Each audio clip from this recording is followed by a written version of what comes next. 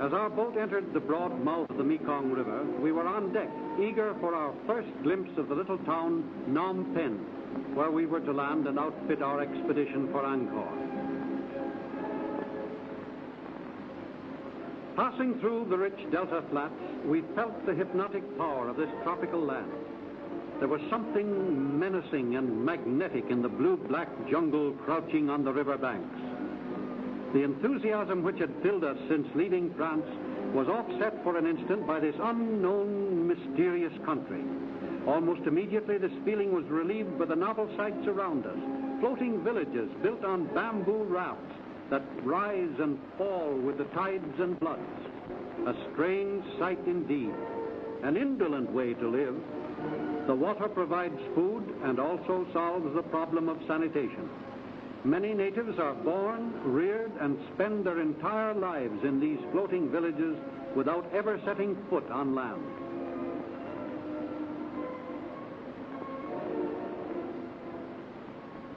Approaching the harbor of Phnom Penh, capital city of Cambodia, we saw crowds of natives in holiday attire gathered for the annual boat races, a picturesque and colorful scene.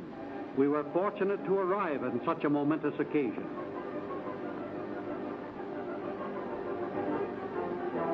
The canoes are 60 feet long and have 40 men to a crew. The coxswain sits in front because the men face front. He beats the stroke for all the world like the captain of an ancient slave galley.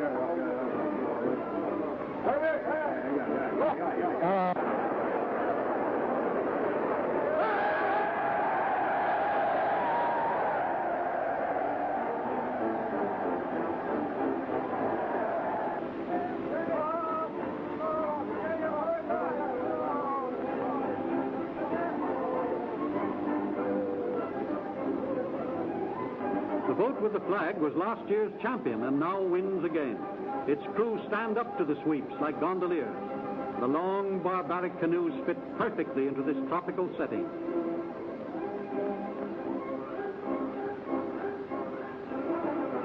We hurried up the main street of Phnom Penh and seemed a curiosity to the children. Primitive ox carts and native cabs drawn by ponies were the only methods of transportation. Teeming markets displaying cooked food flanked the streets in a typically Oriental manner.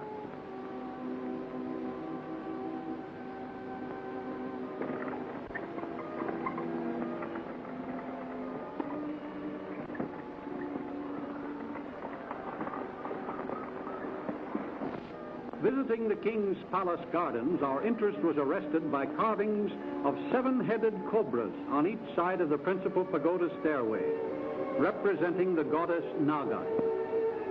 Legend has it that Naga herself was a cobra, and when each king took a new bride, Naga assumed the shape of a human virgin, displacing the bride, spending the wedding night with the king, and next morning reassuming her character of cobra.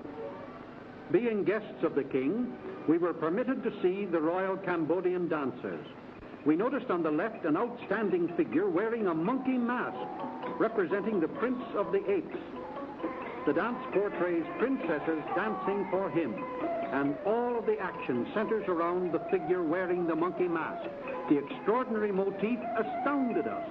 The unbelievable suggestion of apes wielding power over human beings was unheard of outside of this part of the world and dates back to ancient times.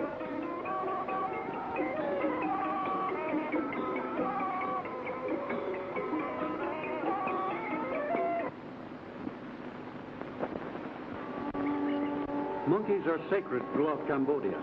They swarm everywhere, never tied or caged, never killed by man, even given houses of their own, and living like gluttons while poor peasants go hungry.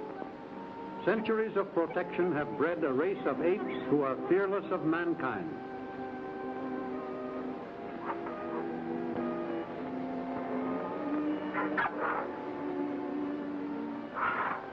The royal elephants, used only on state occasions.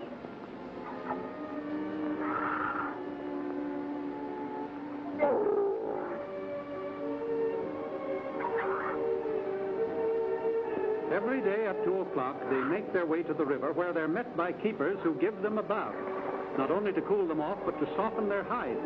and keep their great hoof pads clean and pliable. Water affords them great relief in this hot tropical country, which is only a few degrees removed from the equator.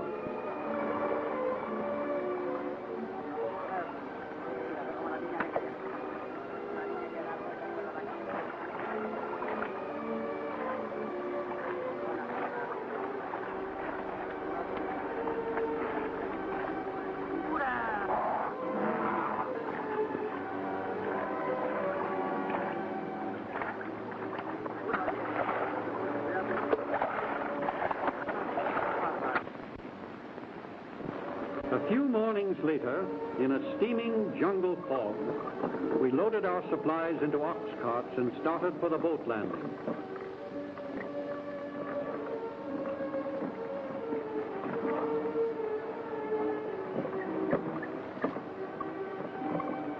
When the natives learned our destination was Angkor, they refused to rent us their boats, or sampans as they call them. They said that white men who went to Angkor never came back, and they didn't want to lose their boats. They insisted the curse of the high gods had been on the jungles for centuries.